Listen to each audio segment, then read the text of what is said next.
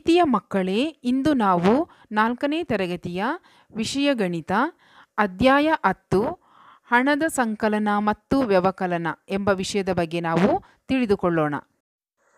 ನಮ್ಮ ದೈನಂದಿನ ಜೀವನದಲ್ಲಿ ವಸ್ತುಗಳನ್ನು ಕೊಂಡುಕೊಳ್ಳಬೇಕಾದರೆ ಮಕ್ಕಳೇ, ನಾವು ವ್ಯಾಪಾರಿಗಳಿಗೆ ನಾವು ಹಣವನ್ನು ಕೊಟ್ಟು ವಸ್ತುಗಳನ್ನು ಖರೀದಿಸುತ್ತೇವೆ. ಭಾರತದಲ್ಲಿ ಹಣದ ಮೂಲಮಾನ ರೂಪಾಯಿ. ರೂಪಾಯಿಯ ಚಿಕ್ಕ ಘಟಕ ಪೈಸೆ. ರೂಪಾಯಿ ಮತ್ತು ಪೈಸೆ ಇವುಗಳನ್ನು ನಾವು ಶಾಬ್ದಿಕ ರೂಪ ಮತ್ತು ಸಾಂಖ್ಯಿಕ ರೂಪಗಳಲ್ಲಿ ನಾವು ಬರೆಯಬಹುದು. ಶಾಬ್ದಿಕ ರೂಪ ಅಂತ ಹೇಳಿದರೆ ಮಕ್ಕಳೇ ಅಕ್ಷರಗಳಲ್ಲಿ ಅಂದರೆ ಪದಗಳಲ್ಲಿ ಹೇಳುವಂಥದ್ದು, ಮತ್ತು ಸಾಂಖ್ಯಿಕ ರೂಪ ಅಂತ ಹೇಳಿದ್ರೆ ಸಂಖ್ಯೆಯ ರೂಪದಲ್ಲಿಯೂ ಕೂಡ ನಾವು ಬರಿಬಹುದು. 1 ರೂಪಾಯಿ ಎಂದರೆ 100 ಪೈಸೆಗಳು. ರೂಪಾಯಿಯ ಸಂಕೇತ ಮಕ್ಕಳೇ ನೋಡಿ ಇಲ್ಲಿ ಹೇಗಿದೆ ಅಂತ ಅದೇ ರೀತಿಯಲ್ಲಿ ಇರುತ್ತದೆ ಮಕ್ಕಳೇ.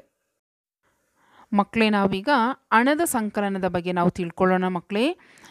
ಹಣದ ಸಂಕಲನವನ್ನು ನಾವು ಮಾಡುವಾಗ ಮೊದಲಿಗೆ ನಾವು ಕೆಲವು ನಿಯಮಗಳನ್ನು ನಾವು ಅನುಸರಿಸಬೇಕು.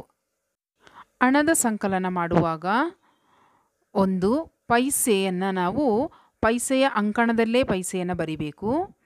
2 ರೂಪಾಯಿ ಅಂಕಣದಲ್ಲಿ ರೂಪಾಯಿಯನ್ನು ಬರಿಬೇಕು ಮಕ್ಕಳೇ. ಪೈಸೆಯನ್ನು ಪೈಸೆಯ ಜೊತೆ ಕೂಡಿ ಪೈಸೆಯ ಅಂಕಣದಲ್ಲೇ ನಾವು ಬರಿಬೇಕು. ರೂಪಾಯಿಯನ್ನು ರೂಪಾಯಿ ಜೊತೆ ಕೂಡಿಸಿ ರೂಪಾಯಿಯ ಅಂಕಣದಲ್ಲೇ ಬರಿಬೇಕು.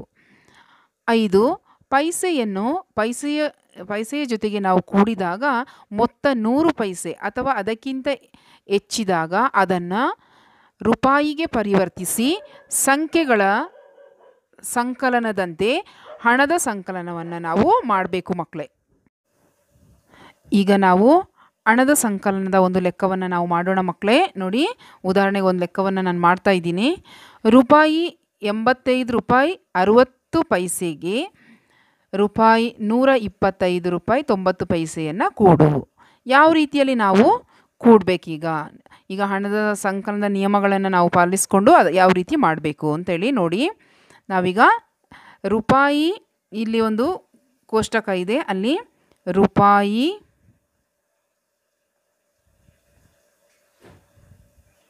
ಮತ್ತು ಪೈಸೆಗಳನ್ನು ನಾವು ಮೊದಲಿಗೆ ಬರ್ಕೊಳ್ಬೇಕು. ಈಗ ನಾವು ಬರ್ಕೊಳ್ಳೋಣ. ರೂಪಾಯಿಯನ್ನು 85 ರೂಪಾಯಿ 60 ಪೈಸೆ, 125 ರೂಪಾಯಿ 90 ಪೈಸೆ. ಈಗ ನಾವು ಇದನ್ನು ಯಾವ ರೀತಿಯಲ್ಲಿ ಕೂಡಿಸಬೇಕು? ಮೊದಲಿಗೆ ನಾವು ಪೈಸವನ್ನು ಮೊದಲಿಗೆ ಕೂಡಿಸ್ಕೊಳ್ಳೋಣ. ಇಲ್ಲಿ 60 ಕೂಡಿಸು 90 ಎಷ್ಟಾಗುತ್ತೆ ಅಂತೇಳಿ ನೋಡೋಣ ಮಕ್ಕಳೇ. 0ಗೆ 0ಯನ್ನು ಕೂಡಿಸಿದರೆ 0, 9ಕ್ಕೆ 6ನ್ನು ಕೂಡಿಸಿದರೆ 15. ಎಷ್ಟು ಪೈಸೆಗಳು ಬಂತು? 150 ಪೈಸೆಗಳು ಬಂತು. ಪೈಸೆಗಳು ಅದನ್ನು ನೀವು, ನಾನು ಅಡ್ಡ ಸಾಲಲ್ಲಿ ಕೂಡಿಸಿದ್ದೀನಿ, ಕಂಬ ಸಾಲಲ್ಲಿಯೂ ಕೂಡ ಬರ್ಕೊಂಡು ಕೂಡಿಸ್ಬೋದು ಮಕ್ಕಳೇ. 60 ಪೈಸೆ ಮತ್ತು 90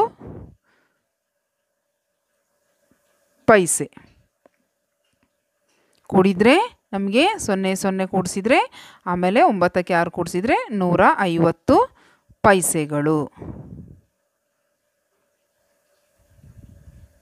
ಈಗ 150 ಪೈಸೆಗಳು, 100ರ ಮೇಲೆ ಪೈಸೆಗಳು ಬಂದಾಗ ನಾವು ಏನು ಮಾಡಬೇಕು? ಅದನ್ನು ರೂಪಾಯಿಗೆ ನಾವು ಪರಿವರ್ತಿಸ್ಕೊಳ್ಬೇಕು, ಹೌದಲ್ವಾ? ನಾವೀಗ ಇಲ್ಲಿ ಕೂಡಿಸೋಣ ಮಕ್ಕಳೇ. ನಾವು 0ಗೆ 0, 0, 9ಕ್ಕೆ 6ನ್ನು ಕೂಡಿಸಿದಾಗ ನಮಗೆ 15 ಬರುತ್ತೆ. 15 ಬರುವಾಗ ಇಲ್ಲಿ 5ನ್ನು ಬರ್ಕೊಳ್ಬೇಕು, 1ನ್ನು ಇಲ್ಲಿ ರೂಪಾಯಿ ಸ್ಥಾನದಲ್ಲಿ ನಾವು ಇಲ್ಲಿ ಹಾಕ್ಕೊಳ್ಬೇಕು ಮಕ್ಕಳೇ. ಇದು ದಶಕ ಸಹಿತ ಸಂಕಲನವನ್ನು ನಾವು ಮಾಡಿದ್ದೀವಲ್ವ, ಅದೇ ರೀತಿಯಲ್ಲಿ ಕೂಡಿಸೋಣ. ಈಗ ನಾವು 5ಕ್ಕೆ 5ನ್ನು ಕೂಡಿಸಿದಾಗ 10 ಆಯಿತು. 10ಕ್ಕೆ ನಾವು 1ನ್ನು ಕೂಡಿಸಿದಾಗ 11 ಆಯಿತು. 11 ಬಂತಲ್ವ? 11ಕ್ಕೆ ನಾವು 1ನ್ನು ಬರ್ಕೊಳ್ತೀವಿ. 1 ದಶಕವನ್ನು ನಾವು ಇಲ್ಲಿಗೆ ಸೇರಿಸ್ಕೊಳ್ಬೇಕು. ಈಗ 1ಕ್ಕೆ 8ನ್ನು ಕೂಡಿಸಿದಾಗ 9 ಆಯಿತು. 9ಕ್ಕೆ 2ನ್ನು ಕೂಡಿಸಿದಾಗ 11 ಆಯಿತು. 11ಕ್ಕೆ ನಾವು ಪುನಃ 1ನ್ನು ಬರ್ಕೊಳ್ಬೇಕು. 1 ದಶಕ. ಒಂದಕ್ಕೆ ಒಂದನ್ನು ಕೂಡಿಸಿದರೆ 2 ಆಯಿತು. ಆಗ ಎಷ್ಟು ರೂಪಾಯಿಗಳಾಯಿತು ಈಗ ನಮಗೆ? 211 ರೂಪಾಯಿ 50 ಪೈಸೆಗಳು. ನಾವು ಇದನ್ನು ರೂಪಾಯಿಯ ಚಿಹ್ನೆಯನ್ನು ನಾವು ಹಾಕಿ ರೂಪಾಯಿ 211 ರೂಪಾಯಿ 50 ಪೈಸೆಗಳು ಅಂತೇಳಿ ನಾವು ಹೇಳ್ತೀವಿ. ಮಕ್ಕಳೇ, ಅಭ್ಯಾಸ ಲೆಕ್ಕ 10.1ರ ಲೆಕ್ಕಗಳನ್ನು ನಾವು ಮಾಡೋಣ ಮಕ್ಕಳೇ. ಈಗ ಮೊದಲನೇ ಲೆಕ್ಕವನ್ನು ನೋಡಿ ಕೂಡು. ಇಲ್ಲಿ ರೂಪಾಯಿ 29 ರೂಪಾಯಿ 60 ಪೈಸೆ, ರೂಪಾಯಿ 61 75 ಪೈಸೆ, ರೂಪಾಯಿ 78 ರೂಪಾಯಿ 50 ಪೈಸೆಯನ್ನು ನಾವೀಗ ಕೂಡಬೇಕು. ನಾವು ಕೂಡ್ಸೋಣ ಮಕ್ಕಳೇ. ಈಗ ನಾವೀಗ ಉದಾಹರಣೆ ಲೆಕ್ಕವನ್ನು ನೋಡಿದ್ದೀವಲ್ವ, ಅದೇ ರೀತಿಯಲ್ಲಿ ಈ ಲೆಕ್ಕವನ್ನು ಕೂಡ ನಾವು ಮಾಡೋಣ. ನೋಡಿ 0, ಫಸ್ಟು ನಾವು ಪೈಸೆಗಳನ್ನು ಕೂಡಿಸೋಣ. ಇಲ್ಲಿ 0 ಇದೆ, ಇಲ್ಲಿ 5 ಇದೆ, ಇಲ್ಲಿ 0 ಇದೆ. ಅದರಿಂದ ಇಲ್ಲಿ ನೇರವಾಗಿ ನಾವು ಬರ್ಕೊಳ್ಳಿ 5. ಅದೇ ರೀತಿ ಇಲ್ಲಿ 5 ಇದೆ, 5ಕ್ಕೆ ನಾವು 7 ಕೂಡಿಸಿದರೆ 12 ಆಯಿತು. 12ಕ್ಕೆ 6 ಕೂಡಿಸಿದರೆ 18 ಆಯಿತು. ಎಷ್ಟು ಬಂತು ನಮಗೆ? 18 ಬಂತು ನಮಗೆ. ಅದರಲ್ಲಿ ನಾವು 8 ನಾವು ಬರ್ಕೊಳ್ಬೇಕು ಮಕ್ಕಳೇ. 1 ದಶಕ ಇಲ್ಲಿದೆ. ಈಗ ರೂಪಾಯಿಯನ್ನು ಕೂಡಿಸೋಣ. 1ಕ್ಕೆ 9 ಕೂಡಿಸಿದರೆ 10 ಆಯಿತು. 10ಕ್ಕೆ ನಾವು 1 ಕೂಡಿಸಿದರೆ 11 ಆಯಿತು. 11ಕ್ಕೆ ನಾವು 8 ಕೂಡಿಸಿದರೆ 19 ಆಯಿತು. 19ಕ್ಕೆ ನಾವು 9 ಬರ್ಕೊಳ್ಳೋಣ. ಇಲ್ಲಿ ಮಧ್ಯ ಇಲ್ಲಿ ಪಾಯಿಂಟನ್ನು ನಾವು ಹಾಕ್ಕೊಳ್ಬೇಕು ಮಕ್ಕಳೇ. ಆಮೇಲೆ 1 ದಶಕ, ಅದನ್ನು ಇಲ್ಲಿಗೆ ಸೇರಿಸ್ಕೊಳ್ಳೋಣ. 1 ದಶಕವನ್ನು ನಾವು ಇಲ್ಲಿ ಬರ್ಕೊಳ್ಬೇಕು ಮಕ್ಕಳೇ.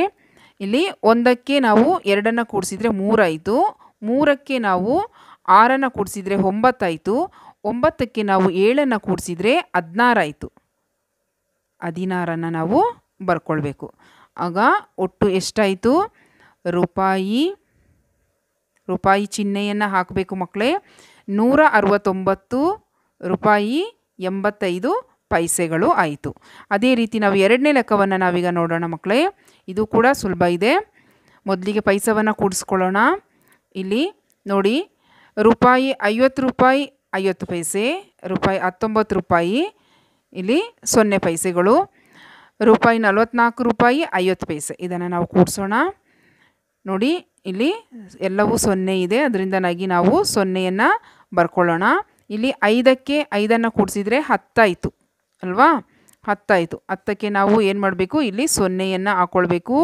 ಪಾಯಿಂಟನ್ನು ಹಾಕ್ಕೊಳ್ಳಿ, ಬಿಂದುವನ್ನು. ಈ 1 ಇಲ್ಲಿಗೆ ಬರಬೇಕು ಮಕ್ಕಳೇ. ದಶಕವನ್ನು ನಾವು ಇಲ್ಲಿಗೆ ಸೇರಿಸ್ಕೊಳ್ಳೋಣ. ಈಗ 1ಕ್ಕೆ ನಾವು 9 ಕೂಡಿಸಿದರೆ 10 ಆಯಿತು. 10ಕ್ಕೆ 4 ಕೂಡಿಸಿದರೆ 14 ಆಯಿತು. 14ಕ್ಕೆ ನಾವು 4 ನಾವು ಬರೆಯೋಣ. 1 ದಶಕವನ್ನು ಇಲ್ಲಿ ಬರ್ಕೊಳ್ಳೋಣ ಮಕ್ಕಳೇ. 1ಕ್ಕೆ 5 ಕೂಡಿಸಿದರೆ 6 ಆಯಿತು. 6ಕ್ಕೆ ನಾವು 1 ಕೂಡಿಸಿದರೆ 7 ಆಯಿತು. 7ಕ್ಕೆ 4 ಕೂಡಿಸಿದರೆ 11 ಆಯಿತು. 11 ನಾವು ಬರ್ಕೊಳ್ಳೋಣ. ಹಾಗಾದರೆ ರೂಪಾಯಿ ಚಿಹ್ನೆಯನ್ನು ನೀವು ಹಾಕಿ ರೂಪಾಯಿ 114 ರೂಪಾಯಿ ಆಯಿತು. ಇಷ್ಟು ನಿಮಗೆ ಅರ್ಥವಾಗಿರ್ಬೋದಲ್ಲ ಮಕ್ಕಳೇ? ಎಲ್ಲರಿಗೂ ಕೂಡ ಧನ್ಯವಾದಗಳು.